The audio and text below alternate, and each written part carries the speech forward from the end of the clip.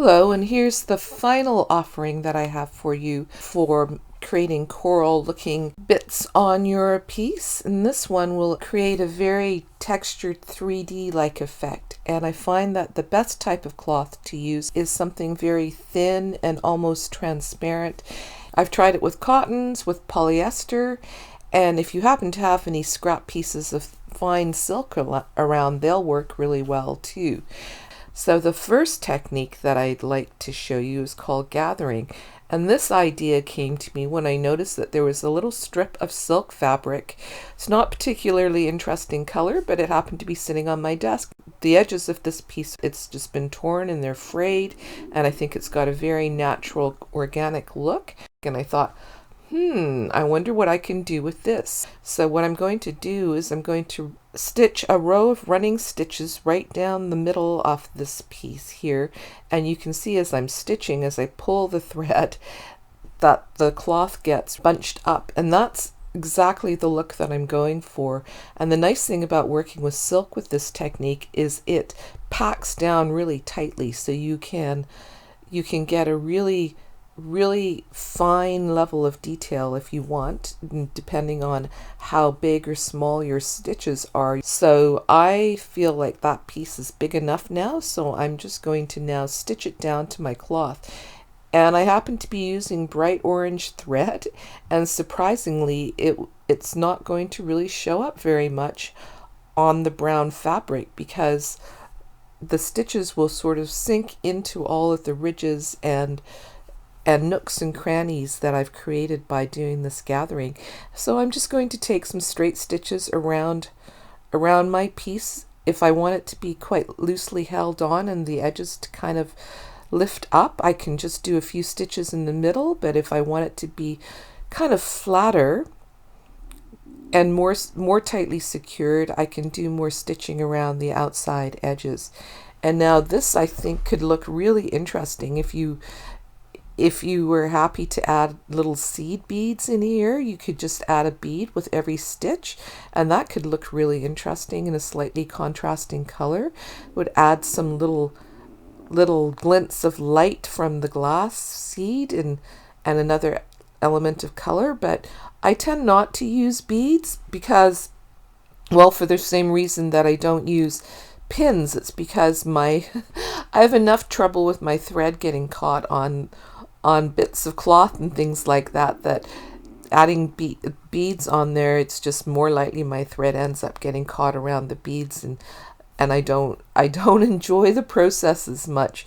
So I'm thinking that they could look really quite lovely here. So maybe once I've finished all of my other stitching, and the last thing I might do is go back in and sort of tuck in some seed beads here and there. And that's a nice little idea. Maybe I'll save that sort of as a finishing technique. Now everything was going along really well until I ended up with a knot, and then there was this knot of orange thread sitting on the top of my cloth. But I looked at it and I thought, that's interesting. It's adding some more texture there. Maybe I'll do more. So something that you can do sometimes if you make a mistake or things didn't go quite as planned, if you do more. So I started adding some more French knots. If you do more, it becomes a design feature. So now instead of just being this brown blob there, it's a brown blob with orange speckles on the top. So you never know where things will end up, but if you allow yourself to be open to possibilities, you can end up somewhere interesting with something that you hadn't planned to do in the first place.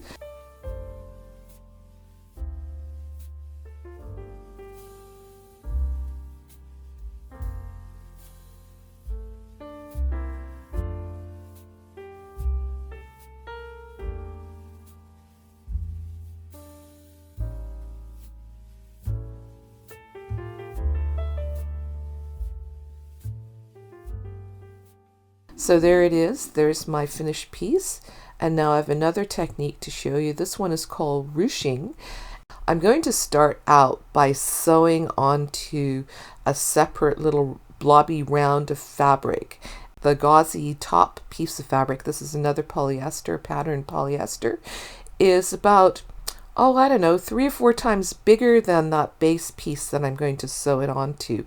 And what I'm going to do here is I've taken the first stitch to attach the top piece of pattern fabric onto the base there, and then a couple of stitches there to get it secured, and then I'm going to push that top fabric to create a little ripple or a ridge, and then I'll take a stitch or two to secure that fold or ridge down, and then I'll move that top fabric again, I'll bunch it up again, and I'll take another stitch to hold that next piece down.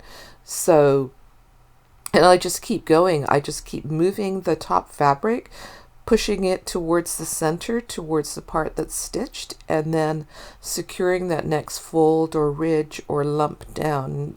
And you can do this in very many ways. I'm starting out here just creating a row of parallel ridges, but you can certainly create other kinds of lumps. And now I've changed directions and I'm going off in another direction with some ridges going in another direction, and this can be as organic or as organized as you like. You could have all your ridges going the same way, you can have things turning around, you can create little lumps and bumps, and you can just play around with it. And as you can see here, I'm no longer doing ridges, I'm doing kind of more lumps, which look a little bit like the previous gathering that we did, but just in a different way. And I found out that ruching is the French word for gathering. So this is a couture sewing technique that's used to make gowns, very labor-intensive gowns that are only ever worn once, because this technique can't really be washed. The effect is lost if you wash the fabric after you do this. Now, when I get to the edge, and you can see that you need a lot of fabric to cover up a small area there. Now when I get to the edge, I have a choice. I can either leave the raw edge, which will have some little lacy bits kind of trailing off the edge, and if that's a look that you like, then you can leave the raw edge like that, like I'm doing here. And when I get up to this, working on this lighter beige part, you'll really see how there are a lot of loose threads, and I kind of like that. It adds to the lacy look of coral, the little thin parts of coral. Now the reason that I'm not doing this directly onto my scroll or my hexagon is that when you're creating all of these ridges, you can really start to distort the base fabric. And there you go, there you can see how much the base fabric there has started to pucker and bunch up. So if you don't want that happening on your scroll, then do it this way, or you can do it directly on your scroll and just see what happens. So I'll just continue bunching up that thin fabric so that it's going to fit on the shape that I have below. I've got lots more on this side to try to fit in, and I'm just shoving it all in there. And if you find that you've got too much fabric, you can always trim some off, but it's kind of fun. It's kind of a fun little challenge to see how much you can fit on that other piece of cloth. Not quite the eye of a needle, the head of a pin, but see how much you can fit there. And now here I'm starting to fold over the edge so I get so I don't have a frayed edge. The raw edge is not showing, it's a folded edge, and I can fold it right over the base fabric, or I can tuck it in. And you know, I can decide for myself, do I want that base fabric to show a little bit? In this case, I've decided to let the top fabric hang over the edge so you can't see it, but I'm actually thinking that putting a nice roughly lace edge around that could look really quite interesting, and maybe I'll do another one and put a lace edge around the outside to just add to that roughly corally texture. And as you've no doubt noticed, like all things in this project, this is not fast. It takes a long time, but you can just enjoy making the stitches. And to me, sometimes I find just doing straight stitching to not be the most enjoyable thing. It's a little bit repetitive. The challenge of puckering up the fabric that I'm stitching on is actually kind of a nice variation. It's a nice change to the routine of just stitch, stitch, stitch. So it's fun to mix things up every once in a while.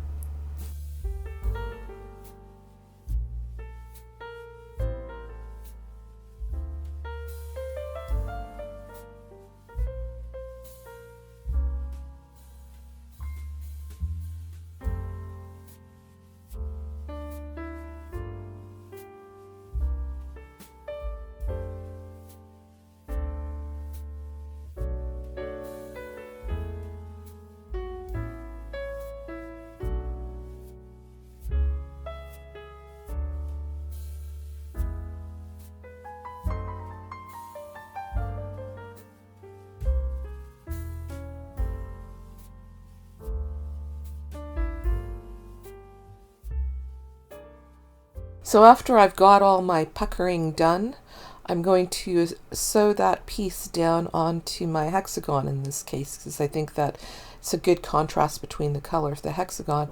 And I'm tucking it in with this other sort of area of very textured and varied coral that I have, again adding to the depth and texture and complexity of the piece there.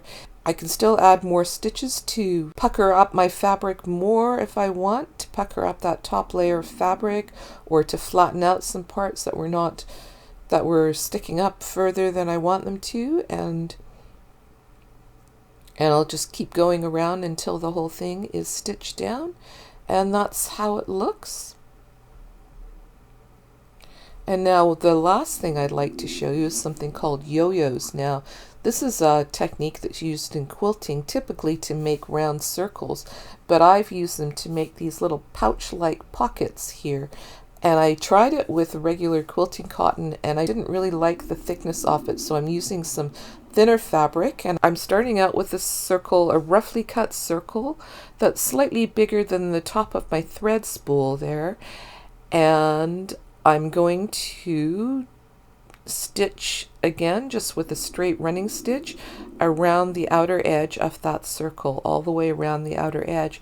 How close to the edge do you make your stitches? Well, that depends. You don't want it to be so close to the edge that the fabric starts to unravel and the stitches start to fall out. And you can go quite far in, and it'll create a little top to your pouch there. So if you want kind of a roughly top, you may have noticed the tops when I showed you the finished ones that I've already made, but the further away from the edge you go, the larger the top ruffle is. So it's really up to you how close to the edge you want to be. This actually could be kind of fun with something sticking out of it. I didn't think of that. For our purposes today, we're just going to create the little yo-yo or circle shape, and once I've stitched all the way around the outside edge, I'll just pull that thread, not too firmly, I don't want to break it, but I'll pull it to gather up that little bundle there, and they always remind me of little dim sum dumplings at this point. And now if you were a quilter, you would have a perfect circle on one side, and you would make a whole bunch of these that were exactly the same size, and then you would sew them all together to make a quilt. They're also sometimes called Suffolk puffs, but I'm bunching this up so that I've got it lying on its side, so it makes this little pouch like shape, which reminds me a lot of sea anemones or coral, or little different little structures you find underwater. And now I'm just going to, as I've done before, just stitch my little pouch there onto my scroll, just using some straight stitches. And again, you have the option, if you want your stitches to be really prominent, you could use perhaps some French knots or some chain stitches, but I just sewed it on with just regular sewing thread, and they're not particularly noticeable. And there you can see all my different little pouches that I've sewn on there.